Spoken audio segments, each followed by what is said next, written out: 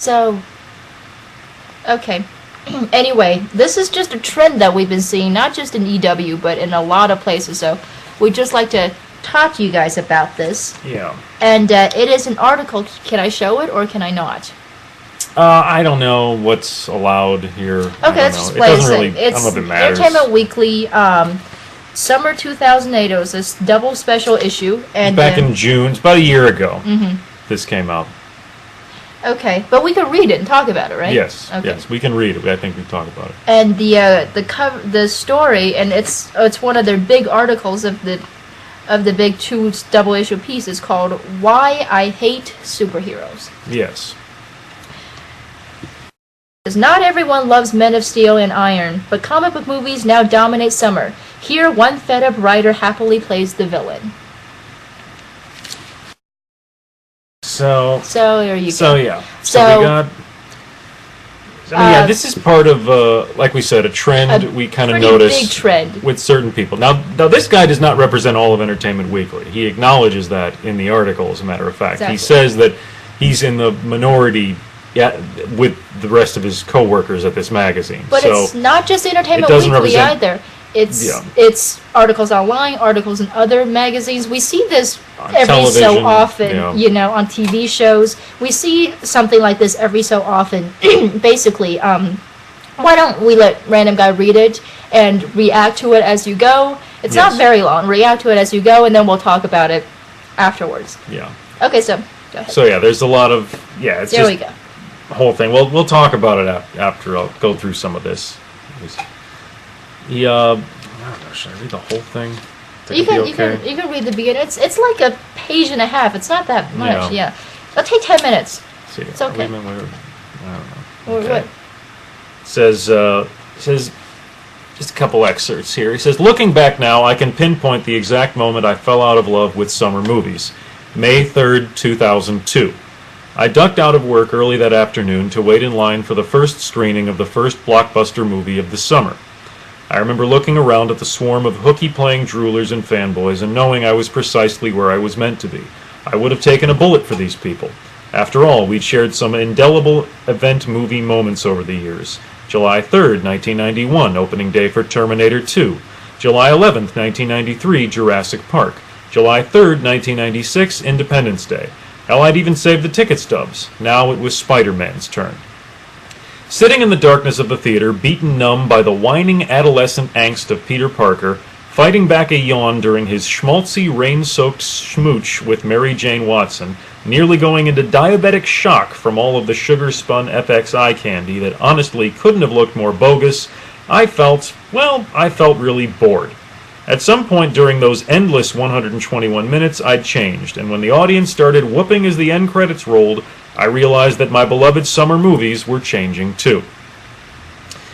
And he goes on to say how basically, after that, Spider-Man made $114 million opening weekend, and every studio in town was trotting out any half-baked comic book flick that had been pitched across their desks, even the C-list Avengers like Daredevil, Punisher, and Ghost Rider.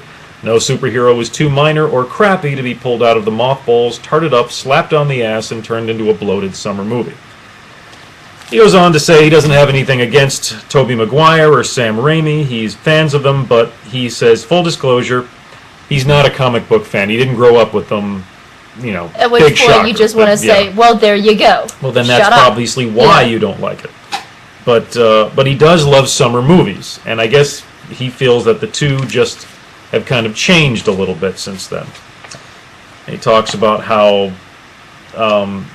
he thought, you know, Entourage was skewering Hollywood because they making fun of it with saying like, hey, Aquaman, what if they made a movie of Aquaman, and then said, but they actually might make Aquaman, or at least introduce him in a Justice League movie.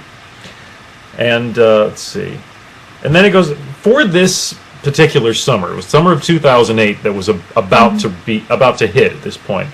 He said, depending on your tolerance for coughing up $10 to witness movie stars in snug spandex, this summer is shaping up to be either Nerdvana or a slog akin to the Bataan Death March.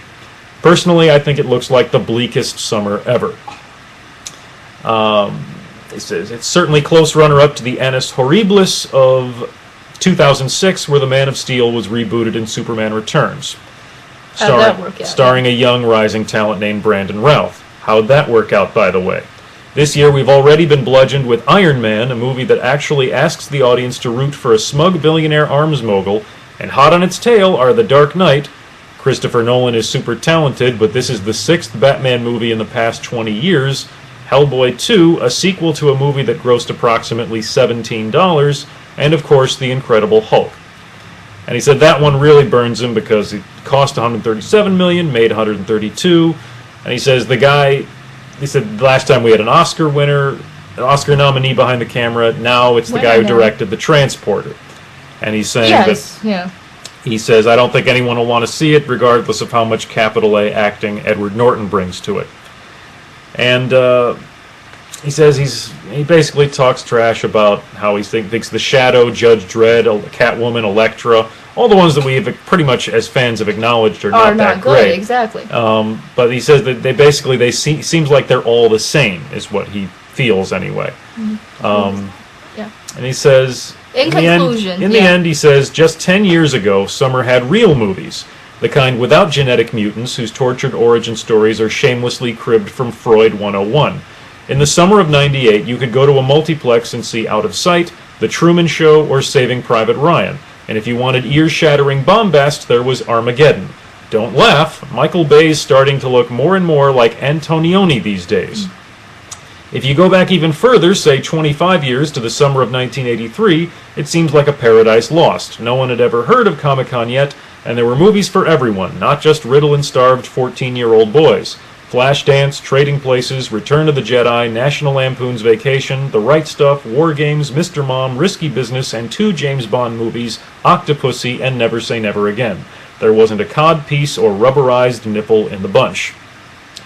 Don't get me wrong, the last thing I want to be is the old crank sitting in the subways cursing the Blade trilogy and ranting about how they don't make them like they used to.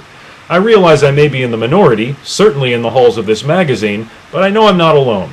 I don't pretend to know much about superheroes or the ins and outs of their mythological universe, but I do know that they're supposed to save the day, not destroy it.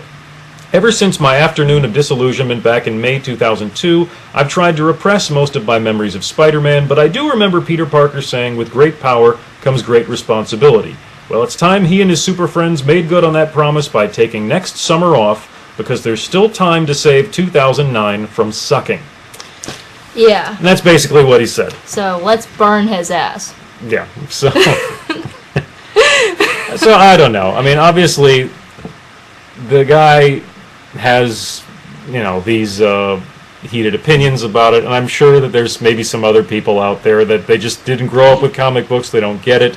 And that's fine, That's fine, you're entitled to your opinion. Sure. One of the things that I find offensive is that people automatically assume these movies are made exclusively for, like you said, riddle and starved 14-year-olds, right. Boys. Mm-hmm. That's just simply not true. I mean, I've looked forward to every single comic book movie since 1989's Batman when I was 6. So, I'm a woman, and movies I guess I'm supposed to be out watching, I don't know, Maid of Honor or whatever, but according to the studios or according to this guy, I don't think that's true, and I think that's a gross misstatement, and I think it's just not fair, and it's rather offensive. Yeah, I think, like someone just said, exactly. I saw every genre has good and bad movies, and I don't know if the guy really understands that, but I guess to him, apparently they're all bad. He just doesn't get it. He's lumping them all together. And if you don't get it, fine. But, I mean, he's, I don't know. It seems like, I don't know. A trend that we've noticed, not just with this guy, but this is just the latest, is that for the past 4 or 5 years or so, mm-hmm. people have been continuously calling it for the death of comic book movies. It's like they've been trying to be the first one to call it like in the OR table or whatever, and just time of death, because it's like they're saying like, oh, there are polls coming out. Is this the end of comic book movies? Have they burned out? Are people burned out from them? Is this the end? They've done that for the past 4 years now. It seems as though it's like they want to. It's like, I don't know if it's just they want to be the first to call it, or they're hoping that it dies or something, because it's like I don't know. It seems like a race to that, yeah. Because it's like. I mean, and I always bring up the idea, I always feel myself that